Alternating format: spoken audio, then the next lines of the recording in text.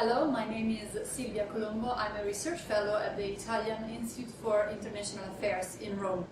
And I focus on the Mediterranean and the Middle East, and today I'm going briefly to talk to you about what the EU can learn from its own response to the Arab uprisings.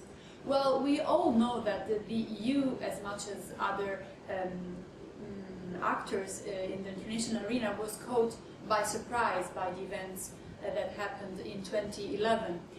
These events were unexpected. These events contributed to bringing down regimes that were believed to be stable. And the EU found itself to have to deal with these changes, tremendous changes taking place in the southern shore of the Mediterranean, actually in one of the worst moments ever in its history as a political economic union. We know about the economic crisis that hit Europe and to some extent limited the ability of the European Union to respond to the crisis.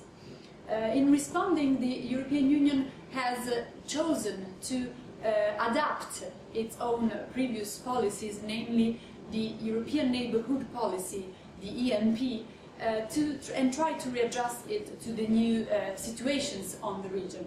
But we could argue that indeed the transformation and the revision of the ENP was fairly limited and did not live up to the expectations and to the challenges that the region was being faced with.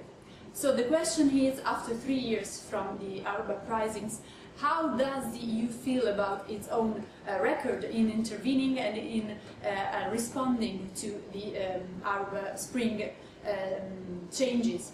Well, I think that one of the things that the European Union could be learning from its own experience is that the old paradigm of pointing to the need to have conditionality, which was the instrument that the European Union has always used in dealing with its partners, both on the east and in the south of the Mediterranean, is not working. The new regimes, the new authorities are not prone to following the EU in implementing the reforms that the EU wants. So pure conditionality, meaning giving more money in return for more reforms, is not going to work. First of all, because the money that the European Union is putting on the table is fairly limited compared to what other actors and other players are doing. Think about the Gulf states, for example. And also we have to bear in mind that on the part of the regimes in the region, the new leaderships in Egypt, in Tunisia, in Morocco, and probably in the near future also in Syria, they are going to be more accountable to their own people, and so not necessarily following what the European Union wants in its own normative goal of spreading democracy, human rights, good governance, and the rule of law. So how could the European Union really make a difference in the transitions going on in the Arab uprising, in the Arab world? Well, I think that the key concept is leverage. The leverage that the European Union has lost in the region, mostly as a result of its own misgivings before the Arab Spring started, but also in the way it responded to it, falling back on the concepts of security at all costs. So the European Union should try to cultivate and build a new type of leverage for its own states, for its own authorities, for its own policies, that it could eventually use in dealing with the new leadership and new regimes in the region.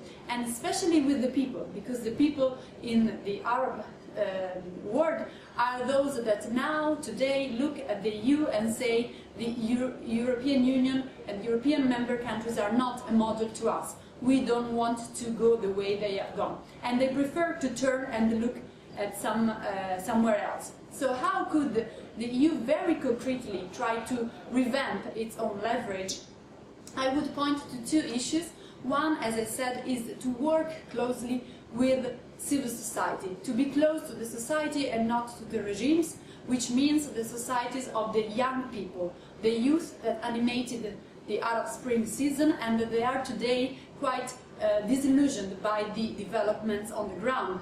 Let's talk about, for example, what happened in Egypt in the past 3 years that did not allow these youth groups to have a say in the political development of their own country.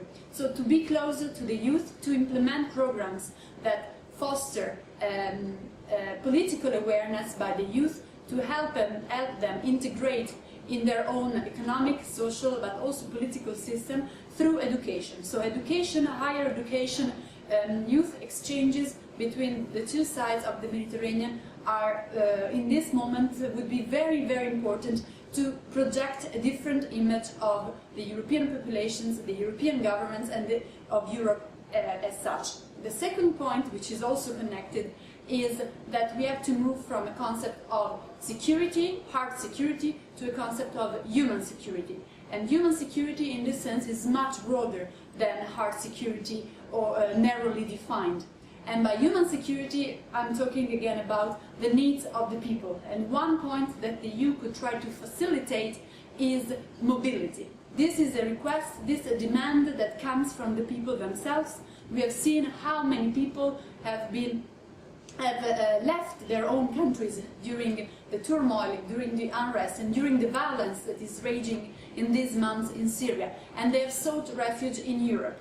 The European Union, the fortress Europe, how it is called, however, does not allow these people to be accepted, to be integrated, and it does not provide them with a legal and a fairly human treatment, let's say. So to revise the migratory strategies, the migratory policies of the European Union countries is of the essence here again. It's a small issue, it's not something that the European Union needs a lot of money to implement this, but it's a very political issue that could really change the fortunes of a lot of people and also bring the two shores of the Mediterranean closer in the future.